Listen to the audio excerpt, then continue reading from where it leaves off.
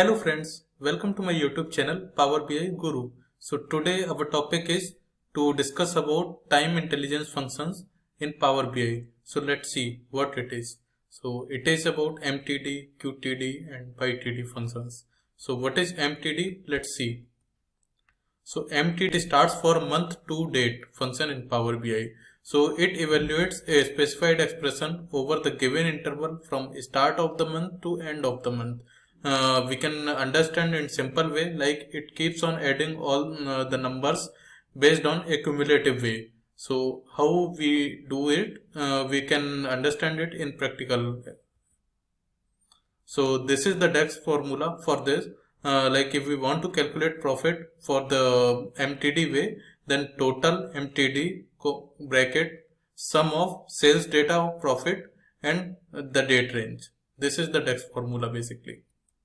So let's go to QTD.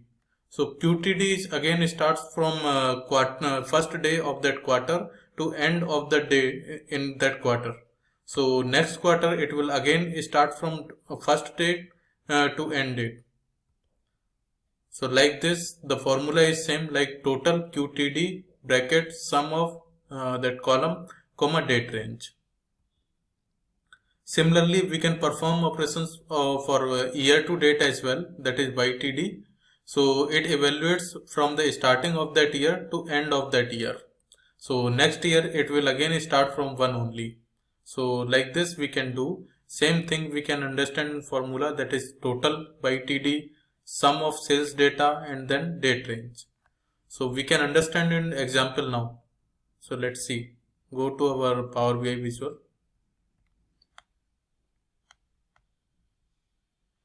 So what we will do, let's see our data now.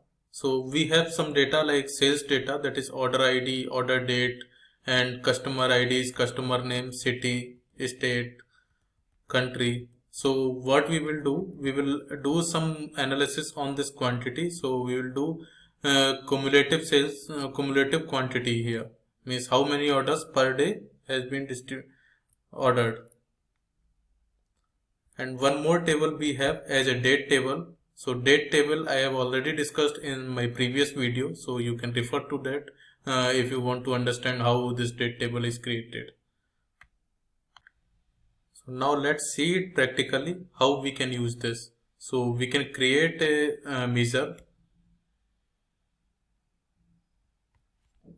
that is m underscore quantity MTD, because we are going to perform this for MTD. So total, so we can see here total MTD function is here. Here we will pass the sum of quantity comma date.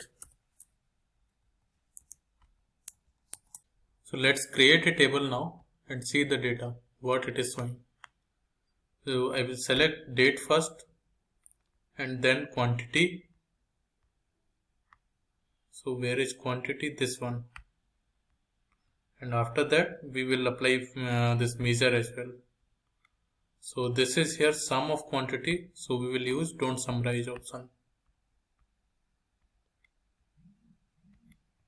Let's make a bigger font so that you can easily view. Go to formatting, values,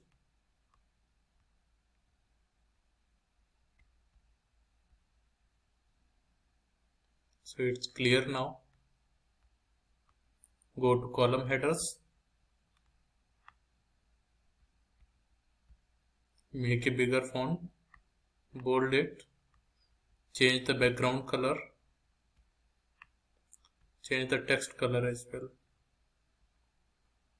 So now it is visible now, because this quantity here you can see 3 is here. So on the first day it is 3, second day 3 plus 3 it is 6, the now third day it is 6 plus 2 that is 8, now 8 plus 5 13. So that's way, and this is the way it will calculate all these. And when we move to 31st, so here you can see 31st it is till 90, and after that on 1st of Feb it again started from 1 because the quantity is 1 here, so 1 came here. So from 1st of Feb it will calculate till end of this Feb. That is 28th of Feb. It is 80, and again from March it will start from 4. So like this it will work. So similarly we can see about quarter to date function as well.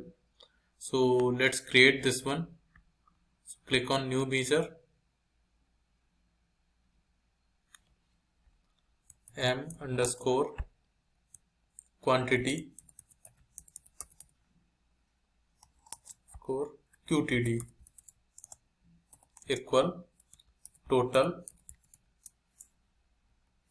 We will select QTD now, then sum of quantity. We can use any other column as well, like sales amount or profit, like that as well. That is based on your choice.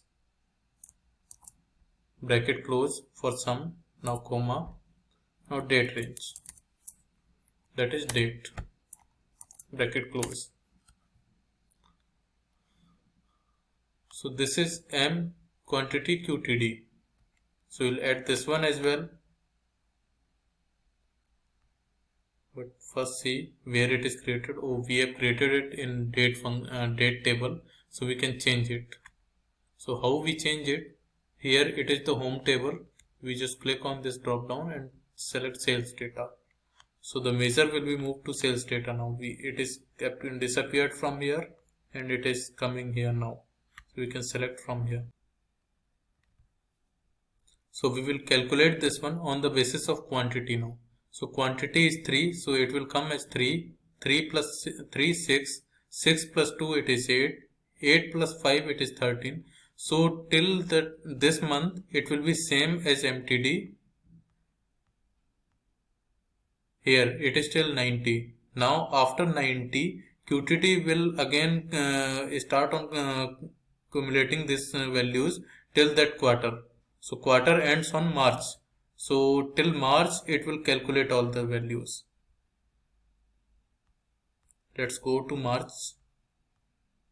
You can see here on 31st of March it is 273, but after that on 1st of April it again started from 2 because 2 is here in quantity, so 2, then 2 plus 6, 8. So like this it will again go in increasing way.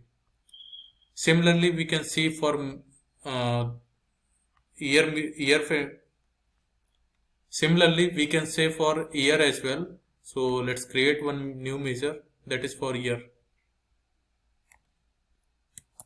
M underscore quantity underscore YTD equal to total. Now we will select YTD,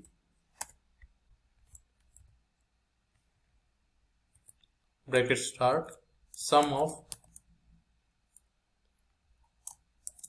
quantity, bracket close, comma, date.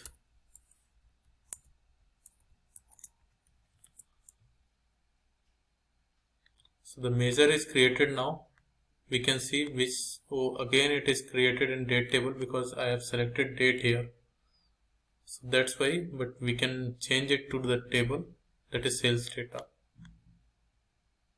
Because date table will calculate all the fields about date only. So here we can select this table and then we can pass this measure as well. Now if you want to see the values, let's compare it with quantity. So 3, then 6, then 6 plus 2, 8, then 8 plus 5, 13. So it will calculate all the values till that year. So you can see here it is 2012. So before this we can see. So you can see here December 31st, it is 1228, and after that on 1st of January it is again started from 4. So this is how it will give a total of that year. So this is all about MTD, QTD and YTD functions. Thank you.